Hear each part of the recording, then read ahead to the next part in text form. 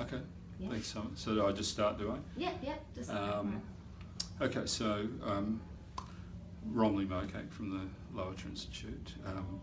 We're a co-host to this roundtable, the Australia-Canadian Roundtable on Indigenous Health and Wellness. And this was, for me, a bit of a no-brainer, really, that we would become involved in this. We have, I think, an interesting time in our world, both here in Australia and in Canada. So the Canadian government obviously has a new Prime Minister, or relatively new, a number of sentiments and commitments made to First Nations people in Canada. We have, I think, quite an exceptional person here in the High Commissioner, Paul Madison, and we have our first Indigenous Health Minister in an Australian government in Ken Wyatt. So for the Lowitja Institute, as the National Institute for Aboriginal and Torres Strait Islander Health Research, it took me no convincing at all to become involved in this. What we've got though is just an incredible intellect and energy in the room about making the change. So the things that I'd like to see out of this roundtable is not just the sharing of stories, and we've got some pretty powerful people with powerful stories being told over the past day, and we've got more tonight and tomorrow.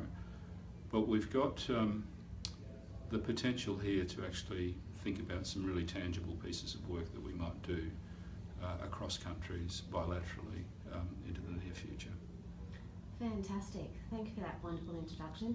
So maybe tell people a little bit more about the Lowitja, because I'm not sure that everyone necessarily knows what you guys do, and you do fabulous work. And if you didn't follow the Lowitja conference tweets, you should most certainly go back and follow those. Yeah. Well, the Lowitja Institute, I should firstly honour the fantastic person who gifted her name to the Institute. So Dr. Lowitja O'Donoghue, who is just a stellar, amazing person in our world. And our world not just being the Aboriginal and Torres Strait Islander world, the country.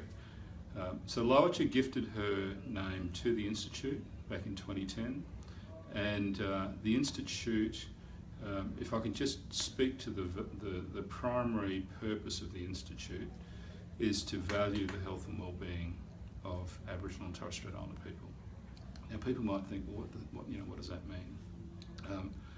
And implicit in that is the notion and the reality that our peoples have been devalued really since colonisation. And these are the big discussions that are taking place today. How do we embed our value, our knowledges in the way forward? So this is essentially what the Lowitja Institute's about. Through our networks, through our scholars, we have presently 25 people who are currently supported through their PhDs. I heard quite an interesting figure in one of our earlier sessions that there are about 300 PhDs in the country at the minute. I didn't realise that we were, as the Institute, just under 10%, funding just under 10% of those PhDs in this country, which is pretty remarkable for a small organisation. Now, what we're not only interested in the domestic agenda for our mob, but we want to contribute to the international, the global agenda for Indigenous peoples across the world. And you made reference to our first international conference about this time last month, where we had people from across the world come and join us, present in a fundamentally an Indigenous space with Indigenous scholarship, the best minds doing some fantastic work, great community programs and events and actions on the menu, if you like, and that's the sort of stuff that we're on about. Yeah, it's funny, I've had numerous conversations with people post the conference, and we're still talking about the learnings from the conference and the people we met, and I have to say you got such an amazing array of people at that conference that have a wealth of knowledge, and I think it's probably one of the most significant conferences I've ever been to. So. Well, you know, Summer, thank you for that. And Lowitja herself, in the preceding, the 4 weeks after the conference, 4 weeks since the conference, would ring me every week because she was still carrying the joy of that conference, and she herself has said it's the best conference she's ever been to. Now, for me, that's the greatest gift that we can give Lowitja, just to gift her back after her gifting her name to the Institute, the kind of manifestation of everything that we're about, and carrying her name forward. So we've been overwhelmed not only with fantastic feedback, but this desire to do more. And one of the things that I mentioned, I think, perhaps in my wrap-up of the conference, was this Lancet Lowitja Institute global collaboration. We will see that the first baseline study, if you like, was conducted and launched this year. I'm absolutely committed to seeing that through into a second phase. This is a population study that covers half the world's Indigenous population. Over 150 million people, 28 countries, 28 Indigenous peoples in 23 countries. The general picture is that Indigenous peoples the world over are behind benchmark populations. Now, we want to make a contribution to that global agenda. A really fundamental point to that is that Indigenous peoples' identities are often hard-fought, hard-fought exercises, and in many countries, Indigenous peoples are not recognised as Indigenous peoples. So these are the contributions I think we can make as a small organisation here, and our contribution to the global Indigenous agenda.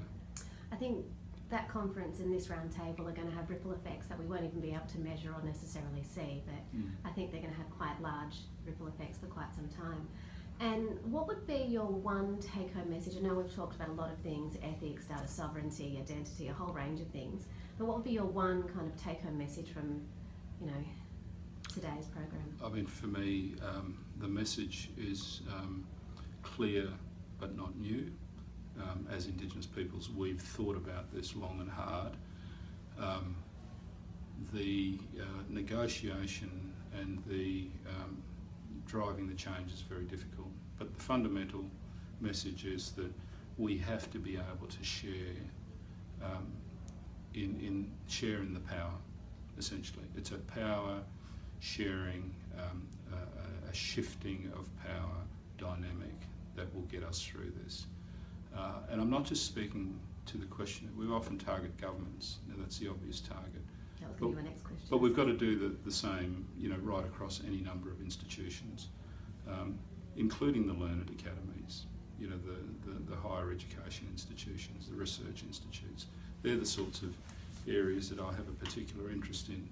But this massive service delivery network across the country, we often call mainstream. Now, we've got to work out ways in which we really infiltrate those systems with the stuff that we know will work for our people. And a bedrock to that is actually about being strong in identity and strong in our culture. Fantastic. Is there anything else you'd like to add before we go to afternoon tea? It's been a long day and I'm sure we could do with a cup of tea. Yeah, look, I'm desperately in need of a cup of tea, but I do want to make the association often, and Leroy Bilney, fantastic, very energetic young man, Deputy Chair of Sejuna Kunaba Health Service. Leroy made the point that the policy needs to come down to the ground, and that's a powerful point, and we know that it's so evident and important. But picking up on that, I do want to recognise Woononga, Nimsja Aboriginal Health Service here in the ACT. Since moving to the ACT nearly 18 years ago, I've been a member of Woononga, and it's with great pride that our two-day roundtable will finish at Woononga tomorrow, with Julie Tongs and the staff putting on a barbecue and then the Faceless Dolls workshop. I think that's fitting. We move from the Australian National University into and finishing off in our own service. Absolutely, and Woononga does do a lot of advocacy. So it's fantastic to see them as part of this process. So thank you very much. Thanks, Summer. Thank you.